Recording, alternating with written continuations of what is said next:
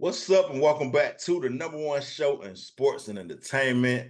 Earl knows it all. I am your host, Earl Hill, and it's been a long time. I shouldn't have left you. Happy 2024 to you. And if you're wondering why I got this back, man, it's 2024, man. We're not taking no shorts, no losses. We about to start applying pressure to all you other content creators out there, man. All y'all in this sports world. I'm coming for your neck, man. We're knocking the competition out of the ballpark. That's what we're doing this year with it. And as you can see, we got the Atlanta skyline behind me, right? We got some town business to talk about today, man. Got to get into these Atlanta Falcons, man. It's very disheartening to see where this organization is right now, man. I told you I can't root for them dudes no more because why would I? Look at what they do. Every time you think you're gonna come back and say maybe there's a hope, a shred. No, no, no, no. They let you down again, man. And that's what this season was, a disappointment. So I took a moment to catch my breath. I'm trying to turn over a new leaf in 2024. Be right with God. But I've had some ungodly thoughts about these Atlanta Falcons and their ownership. So yeah, that's why I took a moment to get my mind right, man, before I talk to them. But today we're gonna get into it, man. We got all that and more. I'm taking them to task. Let's get it. Once again, man, welcome back to Earl Knows It All. And I'm your host with the most, as they say, man. It feels good to be back in the saddle. Yes, my wife has had me watching a lot of Yellowstone, so pardon that saddle reference. Pause. I guess y'all still playing a pause game out there. Anyway, we got to get into the business today, man. It's the Atlanta Falcons. Of course, their season is over with. NFL season's over with. Been a huge, successful season. Let me stop right here and say, if you haven't checked out my other channel, Cover Two with B Woo and Earl Knows It All, it's only the best NFL coverage in the world. I don't say that because I'm a part of it. I say it because it's true. But yeah, check us out, man. Each and every Monday, we give you the rundown of everything that's happening in the NFL, highlights. We talk about the reactions to some of the dumbfounding moves that some of these coaches make sometimes, man, and all of the good stuff that happens as well. But very entertaining show. Myself and my brother B Woo host that show. And right here today, though, on Earl Knows It All, we got a lot to get into, man. I missed you guys. I gave you my wrap up, and I've been kind of working on some other channels and doing some other things, but it feels good to be home here with you at Earl Knows It All. And finally talk about the ongoings of 2024 already, man. First and foremost, Nick Saban retired today at the time of this recording. So I guess Pete Carroll got fired / retired. I don't know. He got promoted up / fired. So a lot of stuff going on in sports, man. Kawhi Leonard signed a contract extension with the Clippers, but we're not here for none of that, man. We're gonna get that out of the way, you guys. We'll get into that a little bit more in depth, maybe at a later time. I'm here today only to talk about Mr. Arthur Blank and the Atlanta Falcons organization, man. The Falcons finished for a third straight year, 7-10 under Arthur Smith, the Billionaire Boys Club, man. Him and Arthur Blank, man. That's what we have to call him now. That era in Atlanta is over with. And at one point, I think a lot of the fans were excited as that final game of the season was going on because you kind of knew the way the Saints were spanking the Falcons that this was probably going to be Arthur Smith's last game. And like I said, if you follow my other show, I had some back and forth with my co-host B Woo about whether or not Arthur Smith would be fired. Arthur Blank heard the plea of all of the fans, and he did what a lot of the fans wanted him to do. He let Arthur Smith go after another disappointing season. That's a twofold thing because they want a new quarterback as well in Atlanta, but we'll see what happens with that. But the thing that disturbs me, man, I thought about it on Sunday night as I went to sleep and said, maybe, just maybe, depending on what happens with the Falcons and how things shake out, I may come on back home, man, put the red and black back on and represent for the Falcons. Now, I'm a very smart guy and I know it all. So why would you do that, Earl? I thought maybe they were turning over a new leaf, man. But Monday afternoon, the Atlanta Falcons had a press conference, and there were two people at that press conference. Now, if you've been following and you know anything about football, you probably don't watch a lot of Falcons football because why would you? But Terry Fontenot is the GM for the Atlanta Falcons. Typically, in these situations, the GM is a guy who would be involved in the decision making of, are we going to keep the coach? Or are we going to not keep the coach? That is, if he has some true power and if he's a part of that decision-making process, you would see him there. Now, there were 2 seats at that press conference. And those 2 seats were occupied by the owner of the Atlanta Falcons, Arthur Blank, and the other seat was occupied by, I guess you can call him team president. What do you want to call it, man? Second in command, Rich McKay. Now, Rich McKay was the GM of the Atlanta Falcons about 20 years ago. He was the GM for maybe 4 or 5 years. Didn't put together a team that necessarily got to the heights that we all wanted to get to. There were some failures involved. He hired one Mr. Bobby Petrino. He even made jokes about this during the press conference. You know, I've had the opportunity to hire a lot of these coaches, and one coach I don't even want to think of, and I can't believe I hired. These guys are cracking jokes about a bad hire that they made. Rich McKay, second in command. Arthur Blank, ha ha ha. Let's all chuckle it up, man, about the way this organization's been ran for the last 22 years. I give him that.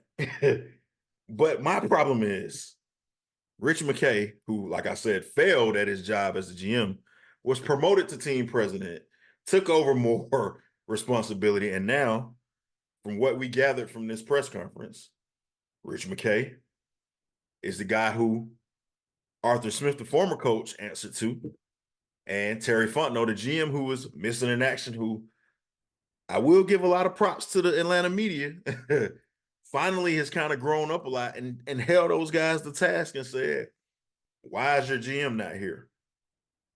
Now, the thing that kind of took the cake for me, I was riding around while I was listening to this press conference on the radio. That question was posed to the owner, Arthur Blank. And I kid you not, this man said, we only have a limited amount of space here. And, you know, he's handling some things back at Flowery Branch while we handle this. He led with, we only have a limited amount of space at a press conference talking about why you fired your coach, what that process looked like. And essentially, besides Rich McKay and Arthur Blank, especially since Arthur Smith has been fired, the guy with the third most power, at least you would think, would be Terry Fontenot. But there's all kind of media there. There's staffers there. I'm sure there's people to get water for Arthur Blank if he gets a little parched. We had enough room for all of those people at the press conference, but not Terry Fontenot, the GM. That is the most asinine thing I've ever heard in my life. And that, in a nutshell, is why I led to the judgment that I had previously of not rooting for the Atlanta Falcons anymore, because this is what it's been for at least the past 10 to 15 years now. It all started with the Michael Vick debacle. And you know what? I can't blame that one on Arthur Blank, although I could, because Arthur Blank is rolling Mike Vick out in a wheelchair, looking like a big goof. No other owners doing that kind of thing to a hurt player, rolling him around in a wheelchair and, you know, doing all of this goofy stuff, always on the sideline. It was endearing early on because, you know, if you're an old-time Atlanta guy, you remember the Smiths, Rankin Smith and those guys who owned the Falcons, and they were probably one of the worst ownership groups in sports, besides maybe the Bidwells who own the Cardinals or somebody like that. The Falcons and the Smith clan were right up there with them. So when Arthur Blank came in, it was a breath of fresh air, man. We were just happy to have a guy who was going to spend some money, who had some business background from Home Depot and those things. And he seemed like he endeared himself to the team. He went out and, just so happened to have Michael Vick kind of fall in his lap. But they did make a trade to go get Michael Vick. You had some excitement in the city. Everybody was pumped up, but it's led to a bunch of disappointment. And it's because there's an issue at the top with the leadership, man. And I think it's because Arthur Blank has been too loyal to a guy like Rich McKay. Even throughout this press conference, questions are asked like, what's going to be different this time, Arthur and Rich? You guys have been in charge of hiring Jim Mora, who, let's go through the timeline, got on the radio station in Washington State and said, while he's the current coach of an NFL team, the Atlanta Falcons, and said, it'd be my dream job to come here and coach at my alma mater, Washington. This is a guy who has one of 32 jobs that people would kill for. And he says this, that much respect for your franchise. While his team is losing, while his quarterback is in turmoil, running off to Virginia to fight dogs, all this stuff. This is what this man's saying on the radio. You guys were in charge of hiring that guy. From there, you brought in Mike Smith from Jacksonville, defensive coordinator, winningest coach in Falcons history. I can't be mad at Mike Smith, man. He got you to an NFC championship. He did what he could do. He got you as far as he could get you. That was a good hire. I'll give you that. Those guys got that right. I think Rich McKay, as the GM at that time, maybe did him a disservice with some of the pickups that they made, going to get an Ed Hartwell who stole money in Atlanta, drafting a Jamal Anderson, not that Jamal Anderson, the one no one remembers because he was a top 8 pick when we could have maybe went and got Adrian Peterson to try to trade up or at least get him drafted, I think, right after Adrian Peterson. And what did he do? He fanned out quickly. These are the picks and stuff that were made by Rich McKay, some of the pickups that he had. And Rich McKay, who, eventually Mike Smith didn't pan out. We had to get rid of him. Rich McKay kept his job, though. He was able to hire another GM, and Thomas Dimitroff, coming from that New England background. And I guess Rich McKay still had some power because we still don't really know when you ask these guys these questions. They can't really tell you what's going on. And that was the problem with the press conference again. They kind of dance around these questions. But going back through that timeline, Thomas Dimitroff comes in, and the Falcons also hire another coach. Well, I skipped Bobby Petrino. I told you guys about him. This is Mike Smith comes after that Matt Ryan era. And who do we hire after that? Dan Quinn. Dan Quinn got the Falcons to the Super Bowl. I'll give you that. There was a lot of brotherhood talk, a lot of bro talk. And here's my problem with the Dan Quinn situation. Yes, he got you to the Super Bowl. I think it was in his second or third year. Second year, I think it was, that he made it to the Super Bowl. You had Kyle Shanahan. A lot of people now, revisionist history, love the grounds that Kyle Shanahan walked on here. But I'm just old enough to remember the first year that Kyle Shanahan was here, the boy genius, as I call him. It wasn't too much love for him. Roddy White didn't like him. I didn't like him. The offense just didn't get clicking. Now, it clicked that second year. You had a guy like Vic Beasley, who they drafted, who I don't know what he maybe caught lightning in a bottle. He was supposed to be the top pass rusher. He did well that year, had a lot of sacks that year. And the Falcons went on a run to the Super Bowl. Matt Ryan and wins the MVP. All is well in Atlanta. All the way up until halftime, maybe the third quarter, I guess we'll say, of that Super Bowl game. You all know the punchline, 28-3. You're up. Now, after 28-3, and you lose that game, New England Patriots come back and win. What do? If it was me, unfortunately, it's the worst loss maybe in sports history if we just look at it and break it down. It's the biggest loss in the biggest game ever. Super Bowl is watched all over the world. It's arguably the biggest sporting event. Maybe the Olympics can make a case for that, but one-day sporting event, biggest sporting event in the world. And in that event, historic loss, 28-3. No one has ever had a loss that bad. I ain't wanting to believe in bad juju and all that, but if it was me and I was out the blank, and I said this from February 6th, 2000, whatever year that was after that, I try to forget it because I couldn't believe I sat there and watched that as a Falcon fan. I said, fire everybody. Change the team name, burn the new stadium down that you're talking about you're going to play in. Maybe move the team to another part of the city. Do like the Braves did. I don't know. But you have to change and get rid of everybody that was involved in this. And that includes Rich McKay, too. No, they didn't do that. They kept Thomas Dimitroff around. They kept Dan Quinn around. Falcons kept losing. They kept losing games in the same way, blowing big lead after big lead after big lead after big lead. That's what they became known for. And finally, eventually, because Dan Quinn won a few games, they let him come back one more year, and he started the season 0-5 again or something like that, I think. I've tried to erase all this from my memory because at that point, I had decided that I was no longer a Falcon fan, man. Couldn't take it anymore. I saw where this was going. It continues to go there. I didn't have this platform at the time, but now I do. So I got to call it out, man. They fired Dan Quinn after going on 5. And thankfully, now if you watch my other show, like I said, B. Woo kind of was informed by that, maybe, I think, because he saw us keep a coach Mike Smith too long. He saw us keep a coach Dan Quinn too long. He probably thought we're going to keep Arthur Smith too long, too. But we didn't. We fired him after 3 seasons. Should have drafted a quarterback.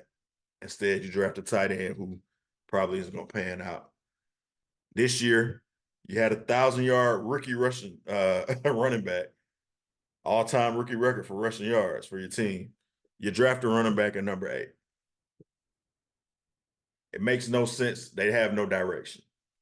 All that to say, the same people are still in charge. When asked who's going to handle or lead this coaching search that's about to happen, what do we hear? Arthur and Rich are. There'll be some input from Terry Fontenot, who's not there at the press conference to answer any questions. Or I'm sure that was by design. And what's the word, man, when you say, insanity is repeating the same thing over and over again and expecting different results. So I'm going to plead to you Falcon fans, man. You know what you should do? Until Rich McKay is either fired or Arthur Blank sells his team, just stop showing up, man. If you're not happy with the product and you're not happy with where they're going, don't show up. Don't give them your money, man. Do like me. Don't root for those clowns anymore, man. If you want to join the circus, enjoy yourself. Go watch them. Continue to go 7-10, 5-12, whatever they're going to go. Because that's what's in their future, man. These 2 guys are going to lead another coaching search. I told you they had a coach who they hired who disrespected the team, said he wanted another job while he was the head coach of the team. After that, I tried to forget about Bob Petrino, but they hired a coach who left in the middle of the night. When you had a nationally televised game, he didn't show up to work. He was in Fayetteville, Arkansas, doing pig suey while your team was on TV playing a Monday Night Football game. And he left a note that he plastered across the locker room. These are the things that happen to the Atlanta Falcons. Laughing stock of the NFL, man. And you know why? Because they have a clown operation that's being ran by a bunch of clowns. That's as nicely as I can put it, man. Rich McKay, Arthur Blank. Atlanta does not deserve what you guys are doing to them. Or maybe they do because they haven't called you to task on it. I hear the media trying to step up a little bit now and say, hey, this is uncalled for, this is unnecessary. But, the whole wait and see approach, maybe next year, it's getting real old in Atlanta. I hope, man. Hope it's getting old for y'all. Because now they're saying, who's number 1 on the wish list for the Falcons? Bill Belichick is. Yes, that Bill Belichick, man. Yeah, the 6-time Super Bowl champion as a head coach. But the guy who, since Tom Brady is gone, has not been able to do anything. The guy who looked miserable on Sunday, almost like he wanted to be took out of his misery. And the funny thing about this is the Patriots probably don't even want him anymore. But they know the Falcons are so stupid and their brass are clowns that they're going to probably end up getting a draft pick from the Falcons for him, for a guy that they don't even want anymore. They're going to fleece them out of a draft pick after they stole their Super Bowl. You can't make this stuff up, man. You can't make it up, man. So, Atlanta fans, like I said, today's episode, man, as we come back in the new year, this one is strictly for y'all. We handling family business right now. If you're a Falcon fan, man, why are you a Falcon fan? That's the question I got for you. Why would you root for these clowns, man? Why would you do that to yourself? Get off of the bandwagon, please. They're only going to break your heart, man. Let that beautiful stadium that they have, man. If you want to sit in that stadium, go watch the Atlanta United game, man. That's what you go do. But don't watch the Falcons, man, because it's only going to result in your heartbreak. That's it. Or maybe you think, you don't deserve nice things. I don't know. You tell me. If you're a Falcon fan, how are you feeling right now that Arthur Blank and Rich McKay are in charge of another coaching search? We've seen this over and over again. They're playing the hits, man. It's just like a radio station, on the dial. Right at midday, we're going to give you the hits, baby. Rich McKay and Arthur Blank. saying a bunch of foolishness, saying they're going to get it right this time, and they never do. You deserve better, Atlanta. It's 2024, man. It's time out. Look at all the franchises that have, been able to look at the franchises in your division. The Saints have won a Super Bowl. The Saints look down on you.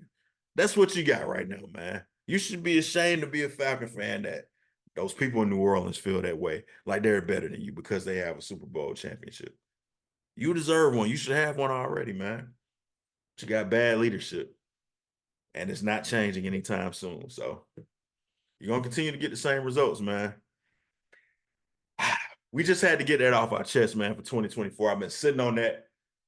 I wanted to try to come into this new year with some positivity, but like I said, 2024, we had everybody's neck this year, man. We're not letting nobody rest. We're not making no friends. We got to give it to you the way that it is. We got to keep it real with you. That's all it is, man. Atlanta, you deserve better. Don't accept this mess from them. If they hire Bill Belichick, I can't say that because they'll kick me off YouTube. But listen, man, get creative. Protest in whatever way you need. So that's what I'll say, man. You deserve better, Atlanta. Don't let the Falcons continue to do this to you. Find you another team to root for, man.